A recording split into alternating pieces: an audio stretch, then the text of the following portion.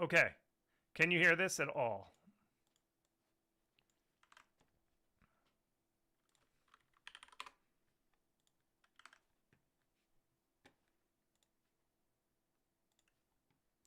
All right.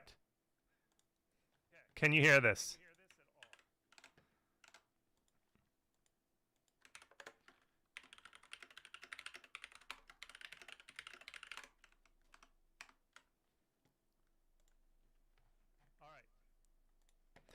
I'm coming.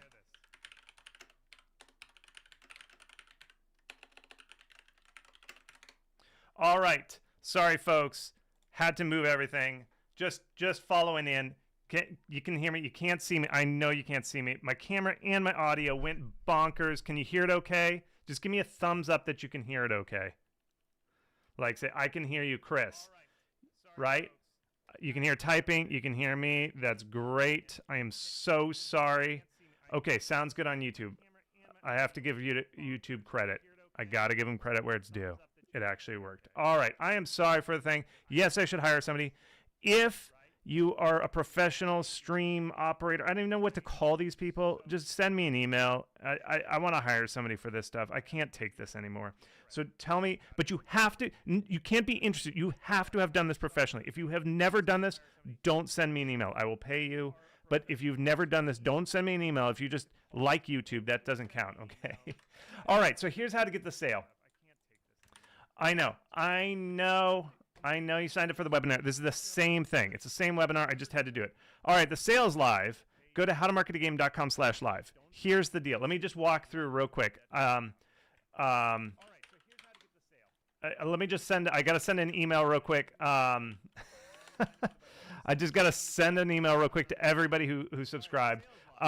So anyway, that's where it's live. Let me show you real quick while you're here. Okay, watch this thing if you're from Europe. There's a my site is tricky for how to enter your VAT. I cannot do it afterwards. Please watch that video real quick and watch that to figure out how to enter your VAT. Be very, very, very careful if you have to enter a VAT. Do not buy it until you enter the VAT, okay? Please don't if you need to. I cannot undo it once you buy it and you didn't enter your VAT. Nothing can be changed, okay? Here's the thing. This is the big sale. If you buy it during the next 2 hours while I'm doing this live stream, you enter the code LIVE. If you buy the full bundle, enter this code called LIVE. Just type in LIVE at the code thing, okay? When you have to enter the coupon code, you'll get $10 off. But this ends at the end of this stream, okay? Now, for the other ones, for all the other courses, if you buy any of these courses, I will give you the Inside Conference for free because you bought them during this next hour and a half. I'm going to go for 2 hours here because I messed up and all the stream messed up, okay? So here's how we're going to do it. I'm going to do a live Q&A. So what I need you to do is ask your questions. Go live and go question in all bold and then ask your question about Steam, okay? And I will do it. I will answer your question about Steam, making your game, all that kind of stuff. So ask away. You're going to hear some typing because I just have to send an emergency email to everybody to tell them, hey, I moved the broadcast. So wait, let me just duplicate this real quick. That sort of thing. So ask away. You're going to hear some typing because I just have to send an emergency email to everybody. Okay.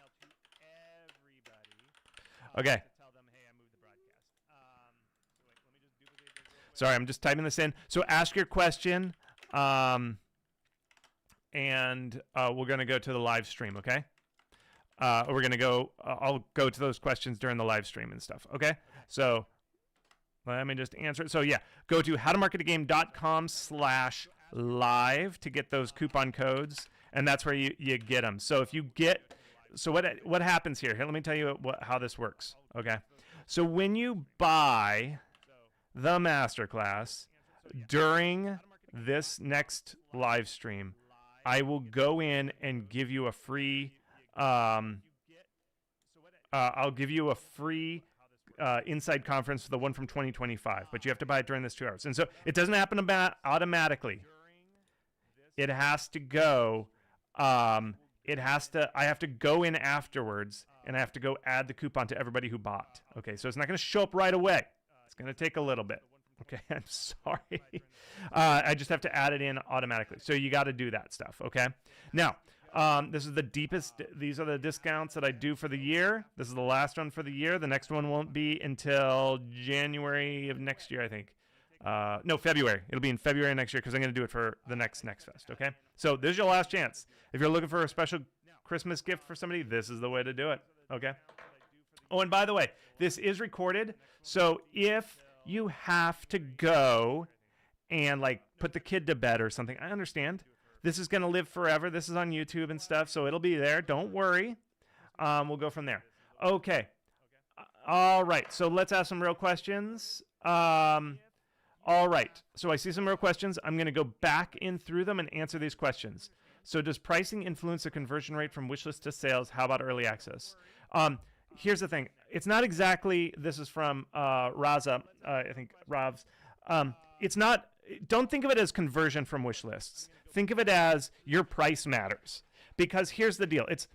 Wishlist conversion is based on a ton of things. Like if your game is good and people like it, it's going to convert better. That's not necessarily the price. It all goes into a soup. So it's like the price and whether the game's fun and whether it looks good all influence the wish and where you got those wish lists. So all that stuff goes into a soup that determines how well you convert. But your price matters. So really pay attention to your price. Do your analysis, and people are going to ask, how do I find it? Go to all the games that are similar to yours. Same genre, same graphics, generality, like not super high quality. They match your quality of graphics. See what the prices are, average them up, and then add 20%. That's my general price recommendations. Because you add 20% because you're going to be constantly discounting. So that's it. Okay. Let me just turn this all off. Okay. So, all right, the feedback. How about that? Is that better? Okay. Can you hear okay? The feedback, not too much feedback. I turned off all speakers and everything. It's just terrible. This all sucks. All right. Okay, let's see here. Next one. All right, the feedback. How about that? Is that better? Okay, can you hear okay? The feedback. Okay, so let me see. I think I've turned off the audio, the feedback. Just message below if you can hear the feedback. Okay. Okay, let's see here. Next one. Okay, in case one succeeds with crowdfunding, part of the development, would you say that there's a big impact on launch, or is it negligible considering the 30,000 wishlist at launch? No, I don't understand I think what you're asking is if I have a lot of backers and then I go to sales, will the early backers buy it? They will not. But if you did very well and you're getting tons of wish lists, that means you have excitement and there will always be new audiences to find your game. I think that's what your question is. And so if you had a successful Kickstarter, that usually means that you did very well and your game's exciting, and that leads to conversions because you've tested it with that. Those Kickstarter backers were not going to go over and buy that stuff. In other words, like they can't buy it, so they won't influence your sales. That's the risk of crowdfunding. But the bigger thing is your game fun and exciting? And if it's not exciting, it will not convert, okay? I can't answer the questions from the webinar, so you're going to have to ask them again here because when I killed it and started again, I lost all the questions. I'm sorry. So just rewrite your question there. I'll get to them. What are your thoughts on doing a private, and you need to get good and practice releasing your playtest and get feedback and all that business, okay? So, yes. Okay. All right, yes. Still feedback. I'm sorry. I don't know. I don't feedback thing. If you're an audio person who has managed live streams, you have to have proven success to do this. Please comment. Please comment if, oh wait, here might be it. Okay, if you've done live broadcasts before, and you've an audio person with proven paid success, email me and I'll hire you. It may have lagged. I don't know. My internet's also held by spiders. It's held together by spiders. Okay, so let me just real quick. Let me just show you. All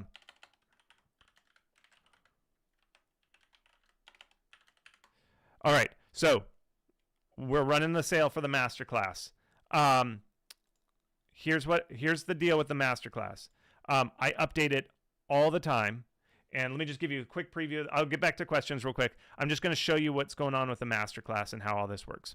Okay, so my wishlist and visibility masterclass is how you learn how to get wish lists. Okay, it's how it works.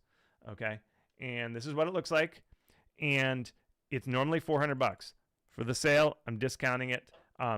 Click those links in howtomarketagame.com/live. Howtomarketagame.live is how you get it, and that's how you learn how to do the thing, how to get wish lists. Here are testimonials. Real developers have taken this like TinyGlade. My course was so good, I ended up in the credits of TinyGlade. This game got 1 million wish lists. I'm not guaranteeing if you take this course, you're going to get 1 million wish lists. That game got 1 million wish lists because it's an awesome game.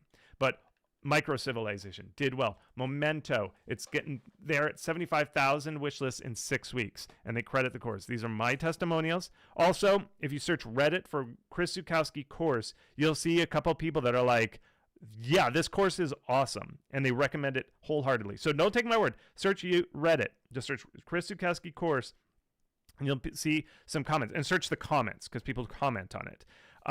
And they'll say it's awesome. So don't take my word for it. It's awesome. And also, if you buy it and you don't like it, 30-day. Remember, it's not eternal. It's 30-day money-back guarantee. I'll give it your money back. And you have lifetime access, which means if the algorithm changes anyway, I will update the course. Do well and just say, hey, how'd you do it? And they say, oh, yeah, we did this. So anyway, that's that. Just quick commercial. I am just breaking so that I can do some more Q&A here. I'm going to answer more questions. Let me just double check the audio. Okay. Good. All right. So I think we had a little bit of a lag, but I'm back at it. All right. So, again, that link is howtomarketagame.com/live. I posted in chat, so just go there for the chat. Okay. What are your thoughts on keeping a live demo on Steam versus releasing just one good demo? You've got to keep it up. It's obvious. Like, keep that demo up as long as you can until maybe launch. The reason you keep it up is because content creators are constantly just browsing Steam looking for stuff. And you never know when streamer's going to find you. And sometimes a big festival will introduce it to them, and then they'll find it from a big festival that you're in, and then they'll play your game and it'll go big. So keep your demo up. The only time you take it down is if you're going to do a big re-release of the demo, maybe add some features. Take it down for maybe a month to build anticipation, and then re-release it a month later or something. And maybe during launch, you take it down just to increase excitement. Okay, current one. And should the game playbook as big games? Should use the same playbook to promote big games? Okay, quick question. I don't know how long it's going to last. The hardest thing to predict is the future. Who knows? That's what my second blog post, I was looking at the concurrent player counts, and all I'm doing with that was saying, like, are we still in a bunch of people playing it? I have no idea. I'm not a fortune teller. I just know that it's still going on. But I don't know how long it'll last. So get on it now, because I think it's worth it to practice. Even if it fails and the bubble pops or whatever, and people hate friend slop or they hate idle games in 2 months. You made a game and you released it. You learned how that works. That's the most important thing, is you just got to learn how Steam works, and you don't learn that until you release a game. So you got to learn how to release a game. All right, now, regarding everything else, here's what I would recommend. Well, actually, the Masterclass, the Masterclass right here. I have roadmaps. That's a new thing that I did. Let's see, let me find it.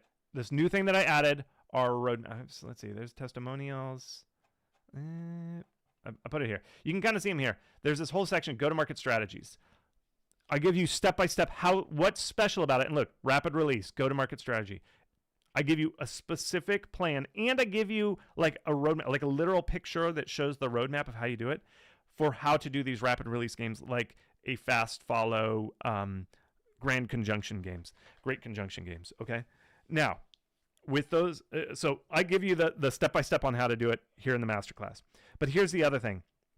You cannot do this for big games. Like if you're then making your dream game, that's the one where then I go, you got to slow it down and you got to do minimum 6 months of Steam marketing and lots of demos and all that stuff. It's different. But the important thing is you did learn how to run a beta, how to run a playtest, how to upload a demo. You learned all these things, which when you do your Grand Conjunction game, you're gonna mess up. You're gonna do something dumb.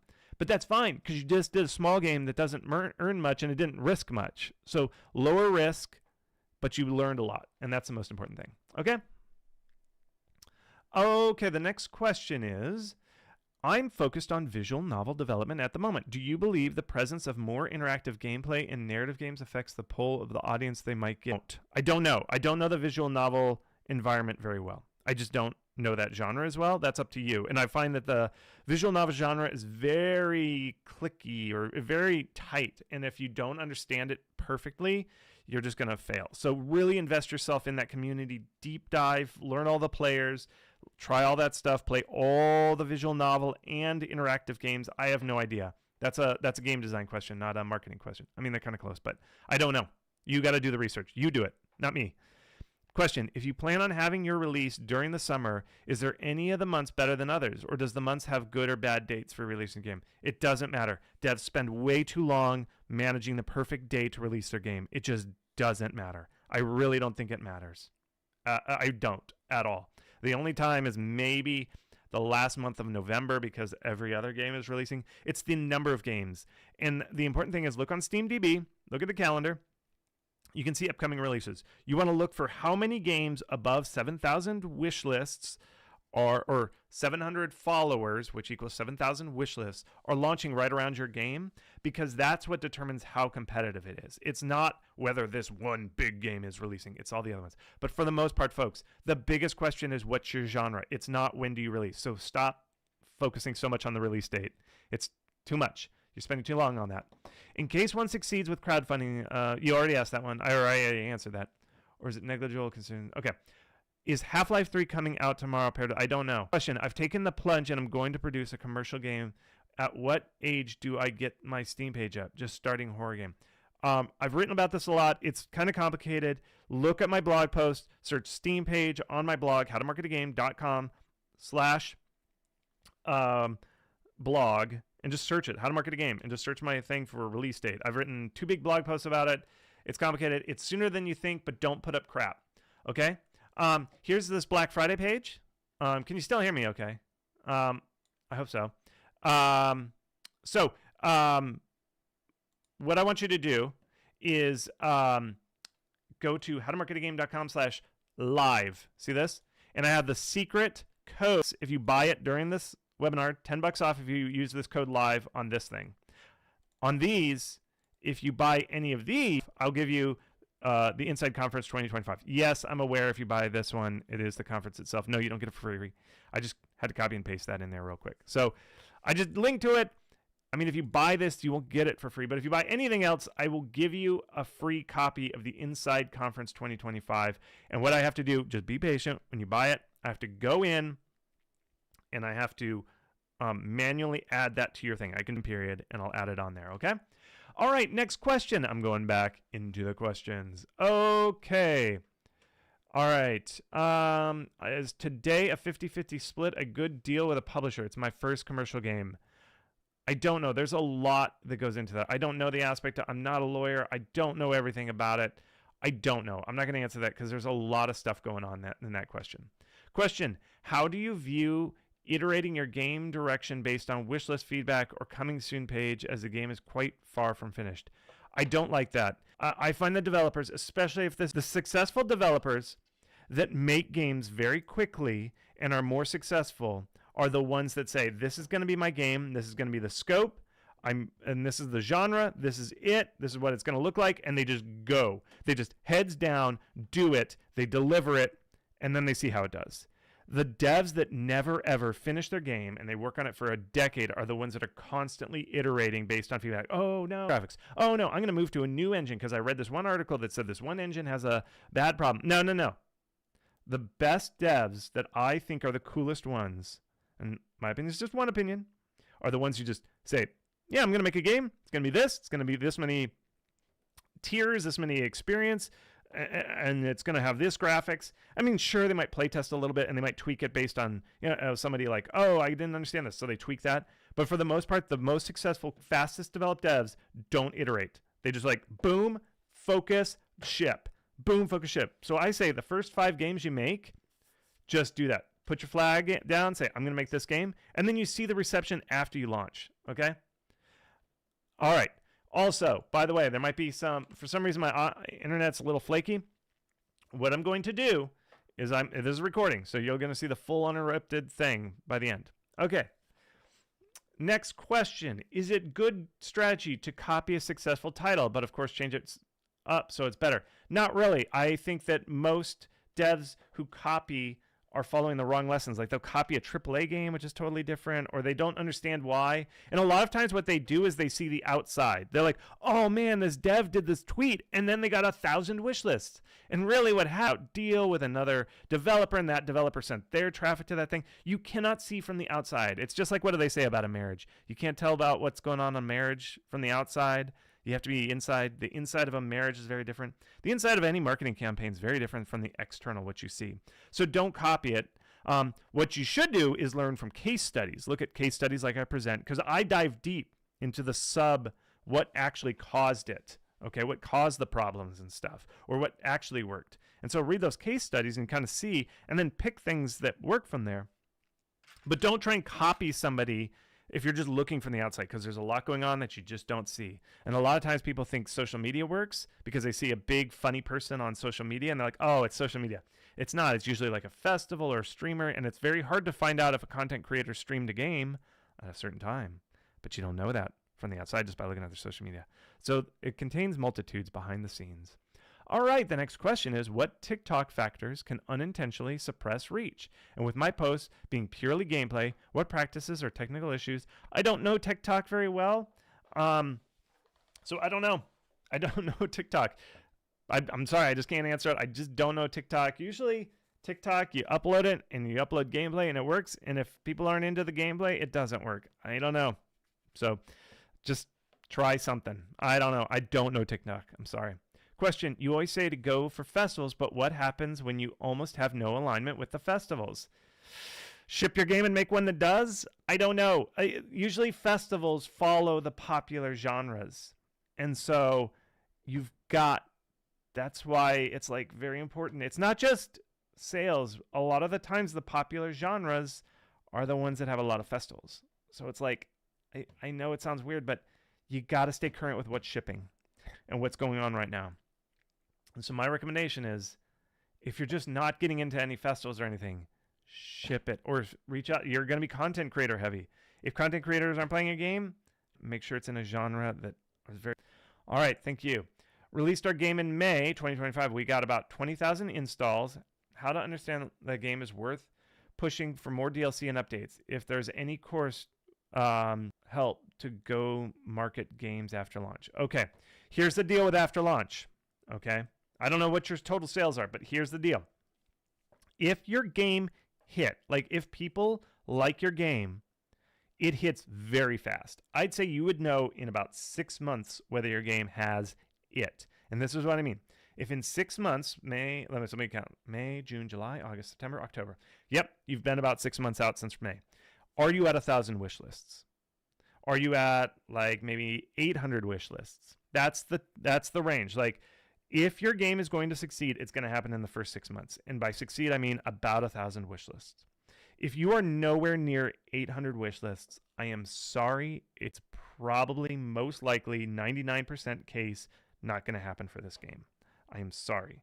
My sympathies are with you. This industry is hard. That's why you have to ship fast, learn lessons, ship again, ship again, ship again. Your first few games just will suck and won't make the market. They just won't. I'm sorry. And that's just the way it goes. So here's what happens. If you're not near there, what I said, like 800 to 1,000 by now, make sure there's no like glaring bugs, like something very obviously wrong with your game. Patch that, make those updates, but don't invest more in this game. It's just not going to happen. There's nothing you can do to goose the numbers up by about this time, after about 6 months. My advice is start looking at your next game. What's your next game going to be? And if you're close, if a lot of people are like, this game's fun, and there's a whole bunch of problems, that could mean, and if it's in one of the genres that I recommend, like crafty, buildy, strategy, simulation-y, or horror, use the same engine and make a second game that uses most of the same code but fixes all those core problems that people have with the game. They're like, oh, the pacing's too slow or it's too hard. and your second game is going to be better. And you're not starting from zero. You're starting from the core base of your current game that kind of sold, underperformed type of thing. Okay, that's my advice. But mostly, it's time to move on. It sounds like, based on what you're saying, depending on the number of sales, it's time to move on. Okay, if you're just not at that 1,000 after 6 months. If you had a $15,000 grant to spend on marketing, this is a classic question. How would you spend it other than good capsule art? I wrote a whole blog post about this. Search my blog for money on marketing. 15,000, maybe spend it for one of the big showcases like the Jeff Keighley show or the PC Gaming show. Sometimes you can negotiate down the price. That might be it. But courses, I would spend it on courses like this excellent course, which is on sale right